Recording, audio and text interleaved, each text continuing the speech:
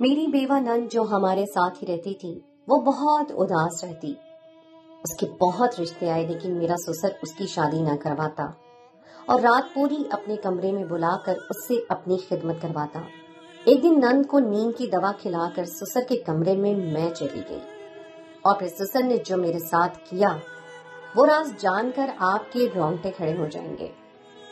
میرا نام انم ہے اور شادی کے 6 مہینے بعد جو کچھ میرے سسر نے میرے ساتھ کیا وہ جان کر آپ کے رونگٹے کھڑے ہو جائیں گے۔ میری نند شاکرہ باجی واقعی اپنے نام کی طرح شاکرہ تھی۔ میں نے کبھی انہیں شکوہ شکایت کرتے نہیں دیکھا تھا۔ میری شادی کو 6 مہینے ہونے والے تھے اور ان 6 مہینوں میں شاکرہ باجی ہمیشہ خاموش اور تحمل مزاج نظر آتی۔ وہ میرے شوہر رفاقت کی بڑی بہن تھی جو میری شادی سے کچھ وقت پہلے ہی بیوہ ہوئی تھی۔ اولاد کی نعمت سے بھی محروم تھی اور وہ یوں ہمارے گھر کا ایک خاموش حصہ بن گئی تھی جو سب کا خیال رکھتی لیکن کسی کی توجہ ان پر نہ جاتی، خاص کر کے میرے شوہر کی۔ سسرال میں میرے سسر کے علاوہ ایک شاکرہ باجی ہی تھی اور رفاقت سے میری شادی بھی باجی نے ہی کروائی تھی۔ وہ مجھے بہت ہی اچھی لگتی تھی لیکن ایک بات بہت عجیب تھی جو شادی کے کچھ مہینوں بعد مجھے نظر آنے لگی تھی اور وہ میرے سسر کا شاکرہ باجی کے ساتھ عجیب و غریب رویہ تھا۔ رات ہوتے ہی میرے سسر شاکرہ باجی کو اپنے کمرے میں بلوا لیا کرتے تھے اور بیچاری شاکرہ باجی ساری رات ان کی خدمت میں گزار دیتی، جبکہ میرے سسر ایک صحت مند انسان تھے اور میں نے ان میں ایسی کوئی بیماری نہیں دیکھی تھی جو انہیں رات بھر کسی کی خدمت کی ضرورت ہوتی۔ میرے سسر ایک 55-56 سال کے ہٹے کٹے مرد تھے۔ جب پہلی دفعہ میں نے انہیں دیکھا تھا تو مجھے یقین ہی نہیں آیا تھا کہ وہ رفاقت کے ابا ہیں۔ وہ روز صبح واک پر جاتے اور باہر کے سارے کام کاج بھی وہی نپٹاتے۔ سودا سبزی سے لے کر بلوں کی ادائیگی تک سب ان کے ذمہ تھا، لیکن رات ہوتے ہی پتہ نہیں انہیں کیا ہو جاتا جو وہ اپنے کمرے میں جاتے اور شاکرہ باجی خود ہی ان کے پیچھے ان کے کمرے میں چلی جاتی، اور کبھی جو باجی کو ذرا دیر ہوتی تو میرے سسر انہیں آوازیں دینے لگتے۔ مجھے یہ بات بالکل سمجھ نہیں آئی تھی کہ میرے سسر کو آخر ایسی کون سی خدمت کی ضرورت ہوتی ہے جس کے بغیر ان کا گزارا نہیں ہوتا۔ پہلے تو میں سمجھتی تھی کہ شاید شاکرہ باجی زبردستی اپنے ابا کی اتنی خدمت کرتی ہیں، لیکن دھیرے دھیرے مجھے احساس ہوا کہ وہ اپنی مرضی سے ایسا کرتی ہیں۔ ساری رات اپنے ابا کے کمرے میں گزارنے کے بعد شاکرہ باجی صبح کا تھوڑا سا وقت سوتی تھی اور پھر سارا دن میرے ساتھ گھر کے کاموں میں لگی رہتی۔ ان کی آنکھوں سے نیند کا نشہ صاف ظاہر ہوتا اور میں سوچتی کہ وہ ساری رات اپنے ابا کی خدمت کیسے کر لیتی ہیں۔ کسی بھی نارمل انسان کے لیے 8 گھنٹے کی نیند تو بہت ہی ضروری ہے، جبکہ شاکرہ باجی بمشکل 3 سے 4 گھنٹے سوتی تھی۔ مجھے ایسا محسوس ہوتا جیسے میرے سسر کو ان کی ذرا بھی پرواہ نہیں، ورنہ کوئی بھی آدمی اپنی بیوہ بیٹی سے اتنی خدمت کیسے لے سکتا تھا۔ ابا کو تو شاکرہ باجی کی شادی کے بارے میں سوچنا چاہیے تھا، لیکن مجھے ایسا لگنے لگا تھا جیسے ابا ان کی شادی کرنا ہی نہیں چاہتے۔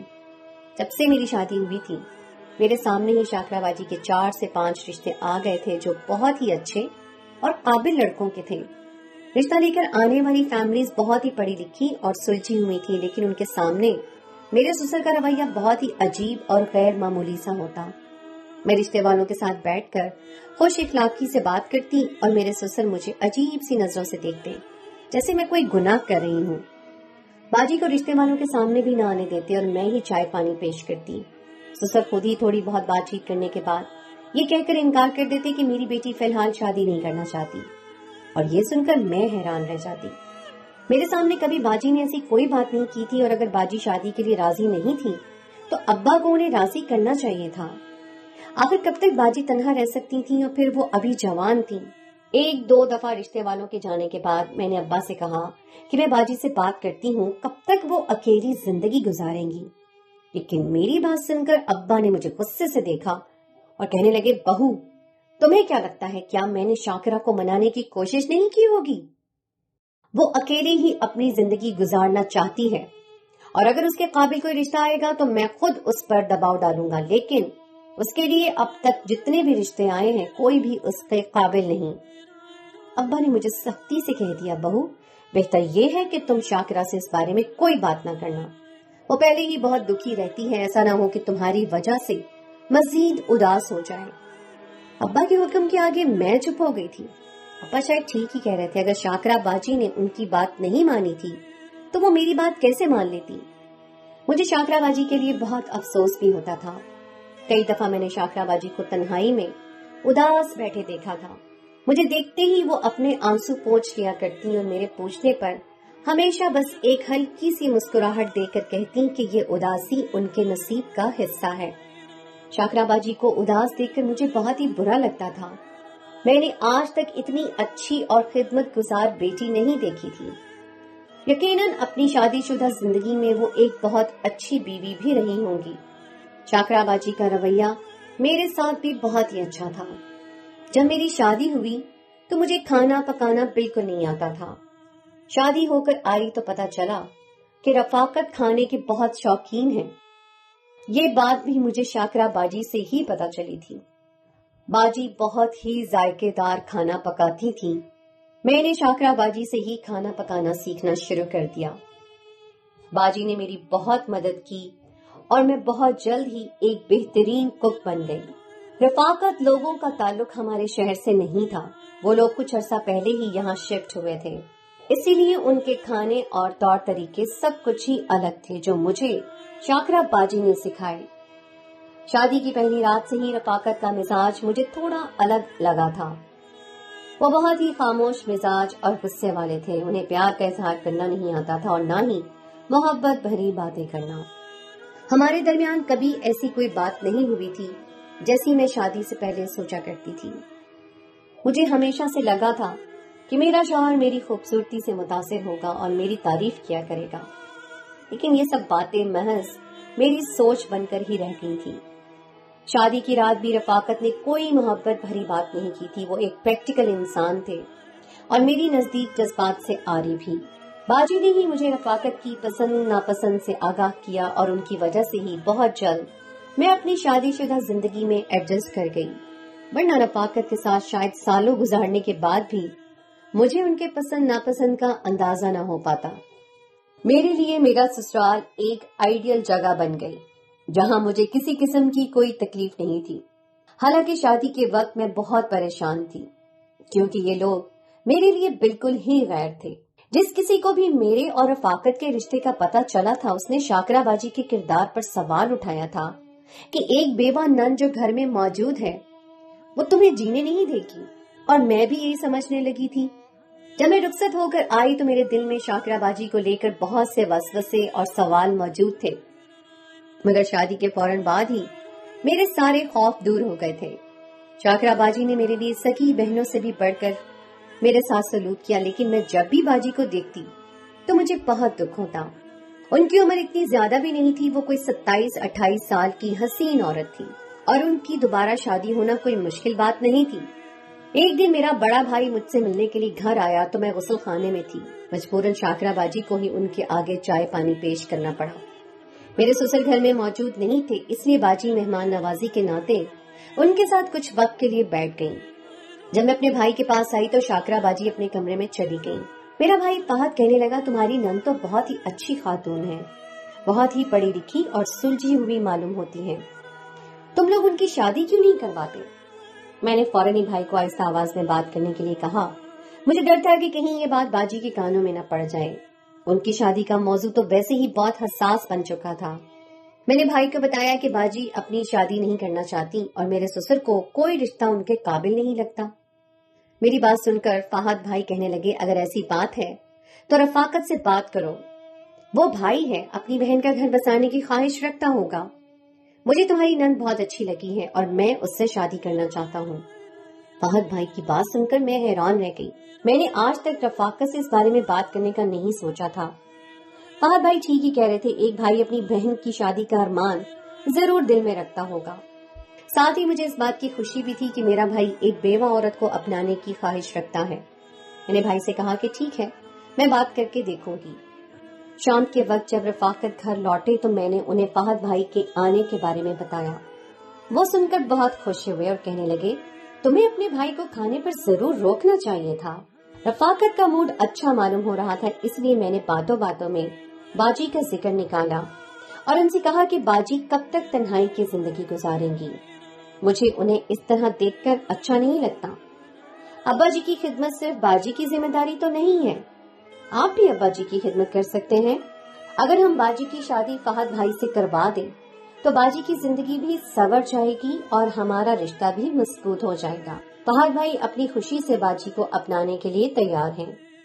میری بات سن کر رفاقت ہتھے سے اکھڑ گئے اور کہنے لگے، ابھی تمہیں آئے 4 دن نہیں ہوئے اور تمہیں شاکرہ کا وجود کھٹکنے لگ گیا ہے؟ تمہارا بھائی یہاں میری بہن پر اپنی گندی نظر ڈالنے کے لیے آیا تھا؟ تمہارے بھائی کو ذرا شرم نہیں آئی کہ ہمارے گھر آ کر ہماری ہی عزت پر نظر ڈال گیا؟ رفاقت کی بات سن کر میرے قدموں تلے سے تو زمین نکل گئی۔ میں تو شاکرہ باجی کی بھلائی کے لیے یہ بات کر رہی تھی، لیکن رفاقت نے میری بات کا کوئی اور ہی مطلب نکال لیا تھا۔ میں نے رفاقت کو سمجھانا چاہا کہ میرا بھائی ایک شریف اور باکردار انسان ہے، لیکن وہ تو کچھ سننے کے لیے تیار ہی نہیں تھے۔ وہ غصے میں گھر سے باہر نکل گئے تھے اور میرے ہاتھ پاؤں کانپنے لگے تھے۔ میں نے پہلی بار رفاقت کو اس قدر غصے میں دیکھا تھا۔ رفاقت کے دروازہ پٹک کر جانے کی آواز شاکرہ باجی نے بھی سن لی تھی، اسی لیے وہ فوراً میرے پاس چلی آئی اور مجھے روتا دیکھ کر پریشان ہو گئی۔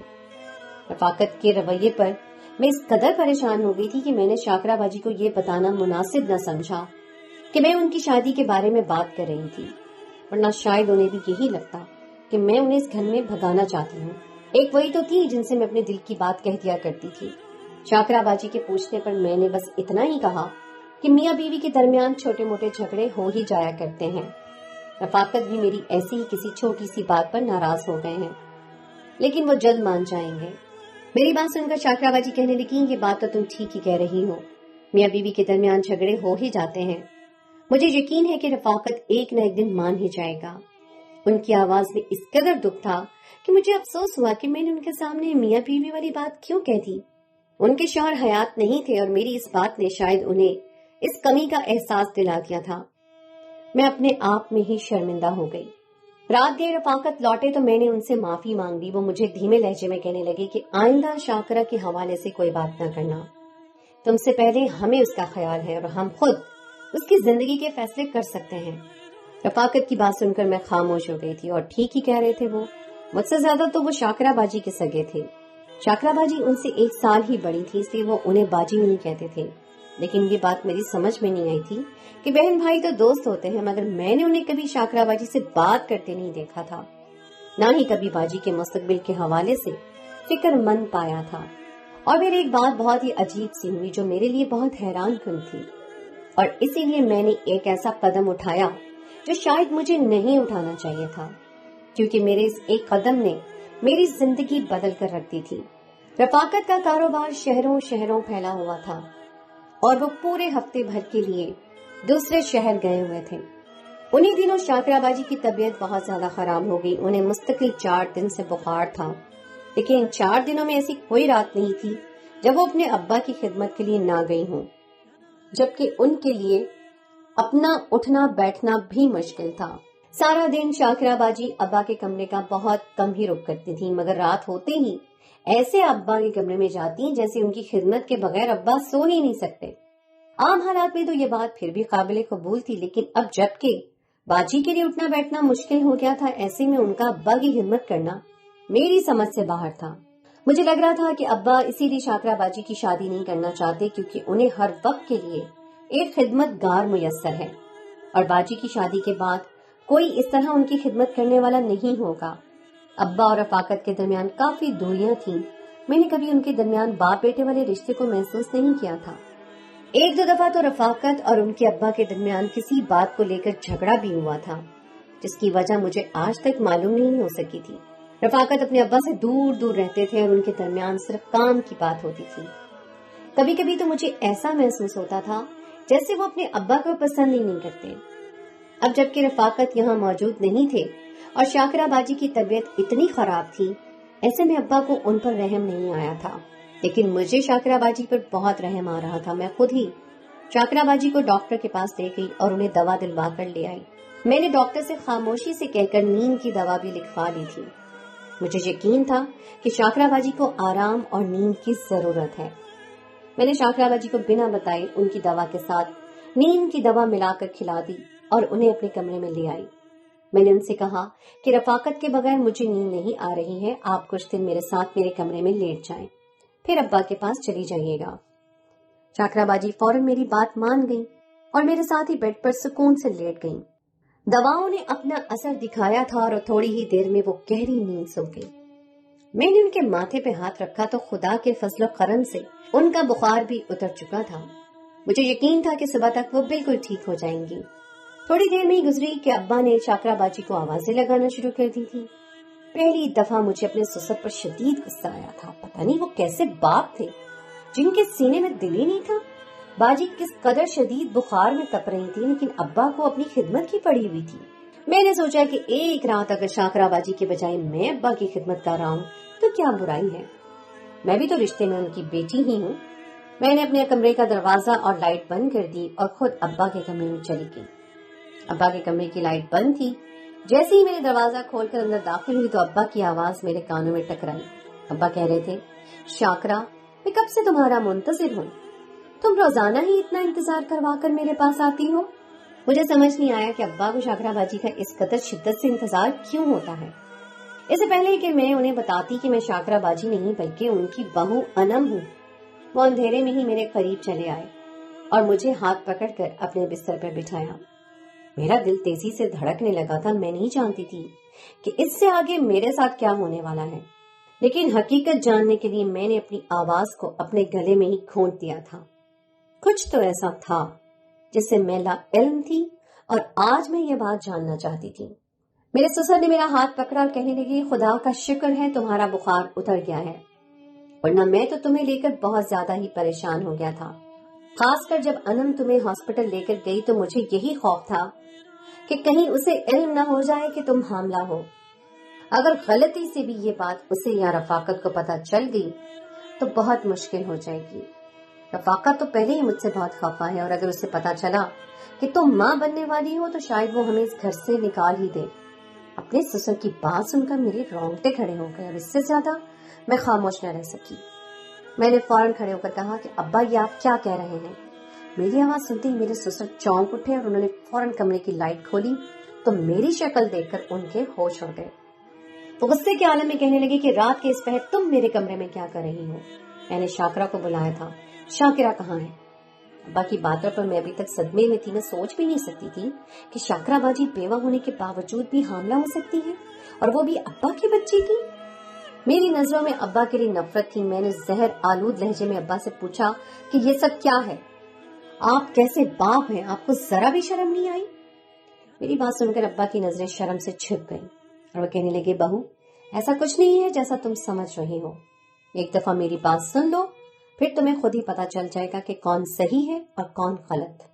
اس کے بعد جو کچھ ابا نے مجھے بتایا اسے سن کر میرے رونگٹے کھڑے ہو گئے کہ یہ کیسے ممکن تھا۔ بابا سر جھکائے کہہ رہے تھے کہ شاکرا ان کی بیوہ بیٹی نہیں بلکہ ان کی دوسری بیوی ہے۔ اپنی پہلی بیوی کے انتقال کے بعد انہوں نے سالوں تنہائی کی زندگی گزاری اور پھر ان کی زندگی میں شاکرا چلی آئی جس سے انہیں محبت ہو گئی۔ اس وقت رفاقت کی عمر 24 سال تھی جب میرے سسر نے رفاقت سے اپنی اور شاکرا کی شادی کی بات کی۔ رفاقت یہ سن کر ہتھے سے اکھڑ گئے کہ ان کے باپ عمر کے اس حصے میں شادی کی بات کر رہے ہیں جبکہ ان کی شادی کی عمر ہو گئی ہے۔ رفاقت کو دنیا والوں اور معاشرے کی فکر تھی۔ انہوں نے اپنے ابا سے صاف کہہ دیا کہ وہ عمر کے حصے میں اپنے باپ کو قطعی طور پر شادی کی اجازت نہیں دیں گے، ورنہ زمانہ باتیں بنائے گا، اور رفاقت اپنے دوستوں سے نظر تک ملانے کے قابل نہیں رہیں گے۔ رفاقت کا شمار ان لوگوں میں ہوتا تھا جن کے نزدیک پیار محبت محض کتابی باتیں ہیں۔ انہیں ابا شاکرا کی محبت پر یقین نہیں آیا۔ رفاقت کو لگا کہ شاکرا یہ شادی صرف اور صرف پیسے کے لیے کر رہی ہے کیونکہ میرے سسر کے پاس بہت پیسہ تھا۔ رفاقت کے منع کرنے کے باوجود بھی ابا نے شاکرا باجی سے شادی کر لی تو رفاقت نے اپنے ابا کے ساتھ رہنے کے لیے انکار کر دیا۔ وہ کسی طرح دنیا کے آگے اپنی سوتیلی ماں کے طور پر انہیں اس عمر کی عورت کو قبول نہیں کر سکتے تھے۔ ابا اپنے اکلوتے بیٹے کو کھونا نہیں چاہتے تھے، اس لیے ابا نے شہر بدلا اور یہاں آنے کے بعد رفاقت نے دنیا کے سامنے شاکرا کو اپنی بیوہ بہن قرار دے دیا تاکہ کوئی شاکرا کے غیر شادی شدہ ہونے پر سوال نہ اٹھائے، اور ابا کو اپنے اکلوتے بیٹے کے آگے مجبوری میں خاموشی کا لبادہ اوڑھنا پڑا۔ رفاقت کے کہنے پر بھی شاکرا باجی سارا دن ابا کے کمرے کا رخ نہیں کرتی تھی اور رات گئے ہی ابا کے پاس جاتی تھی تاکہ مجھ پر کبھی ان کے رشتے کی سچائی نہ کھلے۔ शाकरा बाजी के दुखी रहने की वजह भी यही थी कि वो अपने ही शौहर की बेवा बेटी कहलवाई जाती थी। दुनिया की नजर में उनका रिश्ता बिल्कुल ही अलग था और हकीकत में बिल्कुल अलग, और ये सब सिर्फ रफाकत की वजह से हो रहा था। अब शाकरा बाजी हामला हो चुकी थी और मेरे ससुर को ये खौफ था कि अगर ये बात रफाकत को पता चली तो क्या होगा।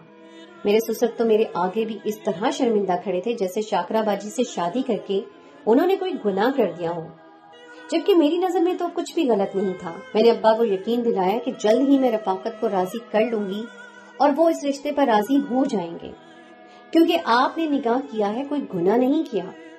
हैरत मुझे इस बात पर थी कि पढ़े लिखे रफाकत क्यों अपने बाप के जज्बात को समझ नहीं पाए थे। मैं वापस अपने कमरे में चली आई और जाए नमाज बिछाकर खुदा की हुजूर पेश हो गई और खुदा से रफाकत के दिल में नरमी की दुआ मांग रही थी। मुझे यकीन था कि रफाकत की सोच और दिल बदल सकता है, क्योंकि अल्लाह ही तो दिलों को फेरने वाला है। सुबह तक शाकरा बाजी का बुखार बिल्कुल उतर गया था और मैंने मुस्कुराकर उन्हें गले लगा लिया था।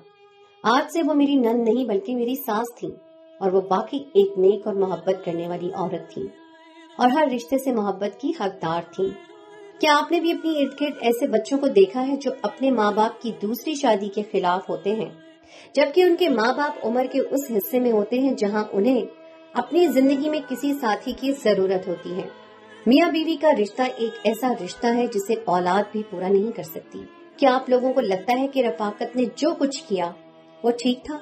कमेंट्स में अपनी राय का इजहार जरूर कीजिएगा और दुआ कीजिएगा कि रफाकत का दिल जल्द ही अपने माँ बाप के लिए नर्म हो जाए। तो दोस्तों, ये थी मेरी आज की कहानी। उम्मीद है आपको आज की कहानी पसंद आई होगी। कहानी अच्छी लगी तो उसको लाइक जरूर कीजिए, अपने दोस्तों के साथ शेयर कीजिए।